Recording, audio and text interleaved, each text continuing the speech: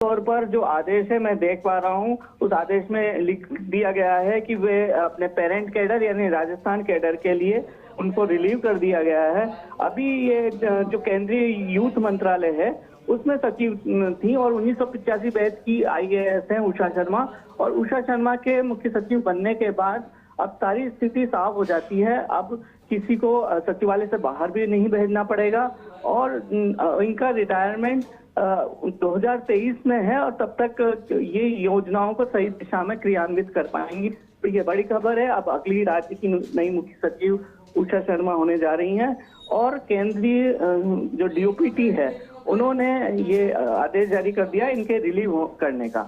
जी, और अगर ऋतुराज वहां से रिलीव होती है तो ये मान लिया जाए कि आज में मुख्य सचिव के तौर पर उनके बारे में जानकारी भी आ जाएगी, यानी कि उसके बारे में भी आधिकारिक घोषणा हो जाएगी। बिल्कुल, क्योंकि अब बस DOP की ओर निगाहें हैं कि DOP कब ये आदेश जारी करती है। और इसी के साथ मैं बता देना चाहूंगा कि एक छोटी सूची भी आ जाएगी। IAS की एक छोटी सूची आने की पूरी संभावना बन रही है। इसमें से 15 से 20 IAS इधर उधर होने की संभावना पूरी तरह से बन रही है। और अब DOP की ओर निगाहें हैं कि DOP कब आदेश जारी करती है। और कल मोटे तौर पर ये माना जा रहा है कल दोपहर तक हैंडओवर और टेकन ओवर के जो परंपरा है वो निभाई जाएगी और जो निरंजन आर्य हैं वो नई मुख्य सचिव को ये कार्यभार सौंपेंगे और राज्य की दूसरी मुख्य सचिव होंगी उषा शर्मा, क्योंकि अभी तक के जो इतिहास में पहली मुख्य सचिव बनी थी कुशल सिंह, जो भी गहलोत सरकार के कार्यकाल में ही मुख्य सचिव बनी। और इस तरह हम अगर इसको राजनीतिक पैमाने पर अगर देखें तो यह एक नई महिला को नेतृत्व देने के लिए यह एक स्ट्रॉन्ग मैसेज गहलोत सरकार ने दिया है। जी ऋतुराज, देखिए क्योंकि उषा शर्मा 1985 बैच की ये कैडर की IAS हैं, करियर को देखें तो करियर के लिहाज से क्या कुछ आज तक रहा है और अब आने वाले समय में किस तरह चुनौतियां रहेंगी?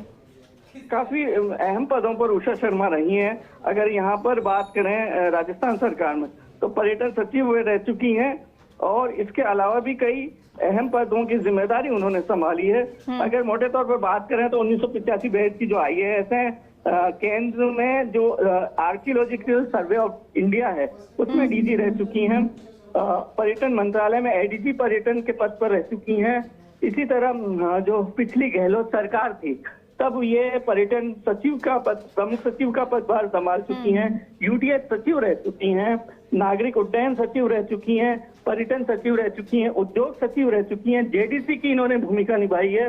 बूंदी और अजमेर कलेक्टर के रूप में ही अपनी जिम्मेदारी निभा चुकी हैं राजस्थान सरकार में। तो एक बड़ा अनुभव, एक वृहद अनुभव हम देख सकते हैं और इस हिसाब से भी काफी अच्छा ये फैसला माना जा रहा है कि प्रतिनियुक्ति अवधि समाप्ति से पूरी ये राजस्थान के कैडर में वापस आकर और ये जो अपना CS का कार्यभार संभालेंगी। और जो CS बनने की जो के बाद जो वरिष्ठता की अव्यवस्था है, वरिष्ठता लांघने की अव्यवस्था एक तरह से हम कह सकते हैं, वो भी अब अव्यवस्था भी समाप्त हो जाएगी और करीब करीब इनका कार्यकाल 1.5 वर्ष का रहेगा, जिसमें योजनाओं को धरातल पर ये उतार सकती हैं। जी बिल्कुल, और क्योंकि 1.5 वर्ष का ये कार्यकाल रहने वाला है, इसमें बहुत सारी चुनौतियां भी उनके सामने होंगी, बहुत सारे कार्य भी होंगे, क्योंकि राजस्थान में वो पहले भी सचिव रह चुके हैं, पर्यटन सचिव रह चुकी हैं और बहुत सारे उन्होंने ऐसे क्षेत्र देखे हैं जहां पर उन्होंने राजस्थान में कार्य किया है, गहलोत सरकार में काम किया है। तो ऋतुराज के माने क्योंकि गहलोत सरकार के साथ उनका समन्वय पहले भी अच्छा रहा और इसी वजह से और सीनियर होने की वजह से भी उनको ये कैडर दिया गया है, मुख्य सचिव के तौर पर नियुक्ति दी जा रही है। ये जो वरिष्ठता है उसमें वो दूसरे नंबर पर हैं और वरिष्ठता के लिहाज से भी यह एक बड़ा फैसला है। और अगर जो पूरा कार्यकाल हम देखें तो इनका 2023 में रिटायरमेंट अपेक्षित है, तो उस लिहाज से भी जून 2023 तक ये मुख्य सचिव रह सकती हैं और जून 2023 तक जबकि पूरे सरकार की जो योजनाएं हैं वो बिल्कुल धरातल पर उतर चुकी होंगी और चुनावी मोड़ में सरकार आ चुकी होगी, तो तब तक के लिए मुख्य सचिव बनाना उषा शर्मा को वैसे भी बहुत निरापद माना जा रहा है, बहुत उचित कदम माना जा रहा है। और जैसे जून 2023 के बाद फिर ऐसा चुनावी मोड़ होगा और उसके साथ ही जल्दी आचार संहिता लगने वाली होगी, तो उस लिहाज से भी उषा शर्मा की चॉइस बेहतरीन मानी जा रही है। क्योंकि ऋतुराज आप कह रहे हैं कि अभी सीनियरिटी में वो सेकंड नंबर पर थी इस पद के लिए, तो क्या कारण रहे जिस वजह से उन्हें चुना गया है? देखिए, एक तो महिला होना, दूसरा उनका एक वृहद अनुभव, जिस तरह का ब्यूरोक्रेसी का एक वृहद अनुभव है उनका, उसकी वजह से बेहद अहम ये नियुक्ति मानी गई है। और तीसरा, अगर मोटे तौर पर माने तो सियासी दृष्टि से भी इसे देखें तो ये बहुत बेहतरीन फैसला ये भी है कि उनके जो पति हैं वो रिटायरमेंट के बाद विद्युत विनियामक आयोग में चेयरमैन बनाए गए, और इसके बाद चूंकि इनकी प्रतिनियुक्ति अवधि अब खत्म होनी थी मई 2022 में, इस प्रतिनियुक्ति अवधि से पहले इन्हें राजस्थान सरकार ने बुलाया, और इसके साथ ही सियासी लिहाज से भी काफी अहम पद माना जा रहा है, क्योंकि उस रूप में भी रसूखात के हिसाब से भी बेहतरीन एक डिसीजन ये माना जा रहा है। जी ऋतुराज, क्योंकि अब उनका कार्यकाल जो है 1.5 साल का रहेगा, और ऐसे में जब चुनाव आ जाएंगे तो ये पूरा साल अगर देखें किस तरह की चुनौतियां रहेंगी, किस तरह के काम जो है उषा शर्मा को करने होंगे? देखिए, उषा शर्मा को सबसे अहम काम जो करना होगा वो यह कि जिस तरह की विकास योजनाएं हैं, जिस तरह के जो फ्लैगशिप योजनाएं हैं, और जो वरिष्ठता की जो भी फ्लैगशिप योजनाएं सरकार की योजनाओं में, वो अब सरकार की योजनाएं चूंकि उड़ान भर चुकी हैं, अब उनको उस उड़ान को धरातल पर किस तरह से लाकर और आम जनता में वो मैसेज जाए कि आम जनता में वो जो अपेक्षित विकास की या जो अपेक्षित जो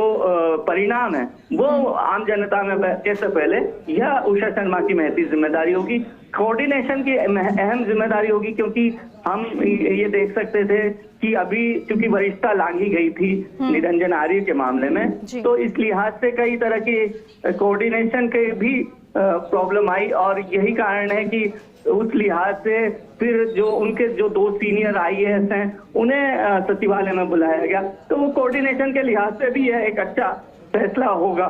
क्योंकि कोऑर्डिनेशन फिर अपने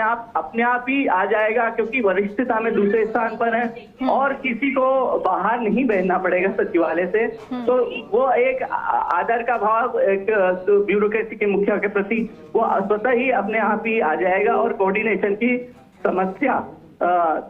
समस्या जो है वो सुलझ जाएगी। जी, तो कोऑर्डिनेशन बना रहेगा, और क्योंकि उषा शर्मा जब अब CS नहीं होंगी मुख्य सचिव की, क्योंकि आधिकारिक तौर पर पुष्टि होनी है, बाकी जो रिलीव है वहां से कर दिया गया है केंद्र की तरफ से, और कल जो है वो अपना पदभार भी ग्रहण कर सकते हैं, या उनको जो मुख्य सचिव के तौर पर नियुक्त भी किया जा सकता है। बहुत बहुत शुक्रिया ऋतुराज।